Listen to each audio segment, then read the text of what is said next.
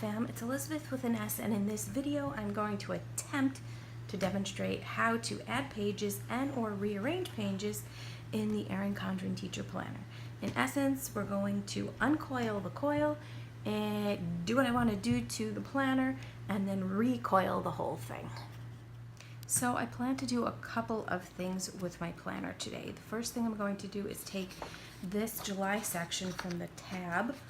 I've marked it until the tab for August, so that whole entire July section, and I am going to be moving that to right here, to the end of my yearly planner. I'm doing this because my calendar year starts in mid-August and ends in July. So like I've said before, I teach at an international school overseas and our calendar is a little bit different. Now, in addition to moving July, I am going to add a couple of pages. I'm going to be adding some checklist pages, so I have enough for all my classes, and I am going to be adding some pages to the communication log as well. And I will explain in another video how I'm going to use these pages. What I did was I went to Staples and I was able to do some colored photocopying of the pages. I used 65-pound weight paper, and then they just punched the holes for a coil punch for me, and it was not very expensive. So the supplies that you need for this little operation are 2 pairs of pliers. These are called needle nose pliers because they have a pointy nose, but you can use the regular pliers as well. So these are the 2 that I'll be using. That was what's available to me. You need some duct tape. You need 2 really big binder clips, like that, and of course you need your lesson planner. So you do need to do a couple of things in preparation. The first thing you're going to do is you're going to wrap the head of the needle nose pliers or the regular pliers, whichever one you're using, with the duct tape, like that. Doesn't have to be as nice as this, but that's fine. The reason why you need to do that is because you can see here, on that, the plier head has ridges on it, and if you press too tightly on the coil, it can indent the coil or scratch it with the ridges. So you're just using the tape to protect the coil. I'll finish those off screen.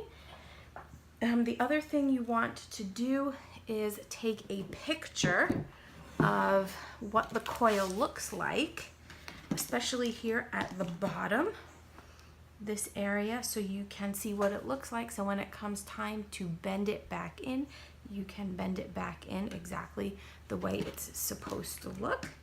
So that is something you can do to refer to.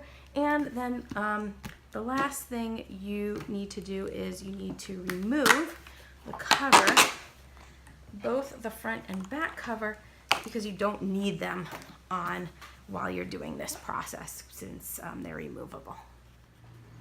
So once you've got your pliers taped up, you are ready to get started. So the first thing you are going to do is you're going to pull this out of the coil.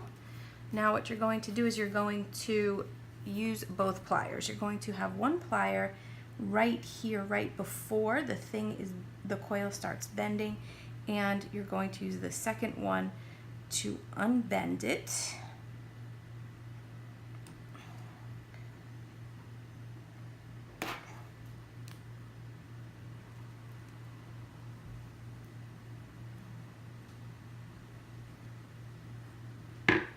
Okay, just a little bit more.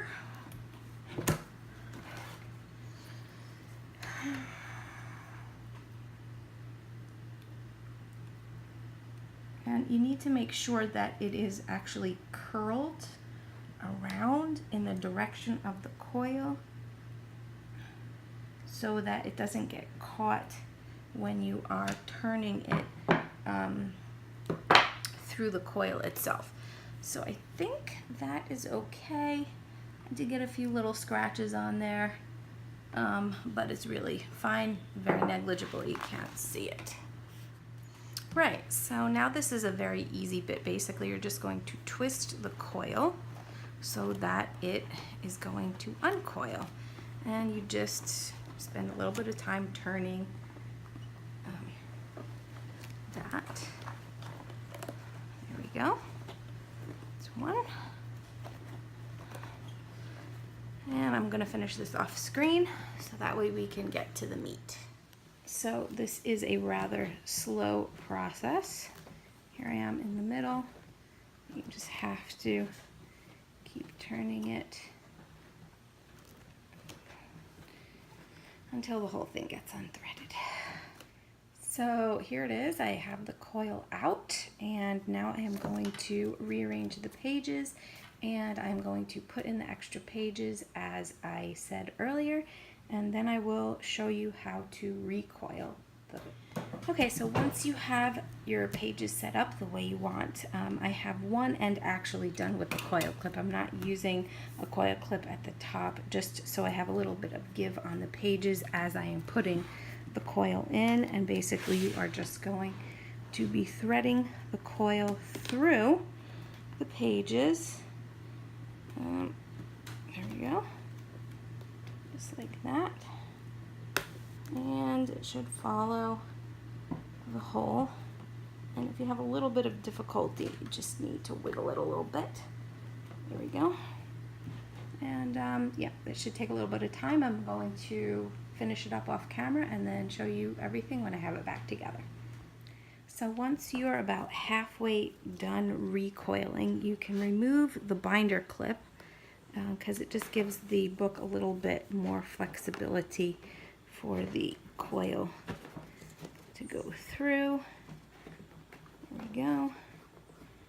And it's just going through. If your coil is not perfectly circular, when you unbend it, sometimes it can catch on the pages and maybe rip them, but mine seems to be going through fairly easily. So as soon as I am finished, I will get back with you. So as you can see, I have recoiled the planner, and now I just need to bend this back up with my plier so it bends back up inside and obviously won't uncoil on its own. So let me do that, and then I will put my cover back on and show you the book. So here we are. The planner is recoiled. We have our cover back on. Starting in August. Okay, yes, there is a gap in this tab, but it's not really that big of a deal. August all the way to July. Okay, July overlaps with the checklist tab, but I don't really care too much about that. I prefer my calendar to be looking nice. What I did was I added in 10 extra pages, and as you can see, the coil is quite big enough to accommodate those 10 extra pages. Let me just show you what the bottom of the coil looks like. Now, once I have fixed it, you can see, I mean, it's not perfect, but it does the job, so that is great. And I am super excited to be finished with this. It did take a little bit longer than I thought it was going to take, so you do need to set aside about half an hour or 45 minutes to get it done the way you want, but once you have it done, it will look great, and you'll be super excited, as I am, to use the planner. So basically, you just need to keep an eye out for my next video where I'm going to share how I'm going to set up my planner. And until next time, fam, this is Elizabeth with an S.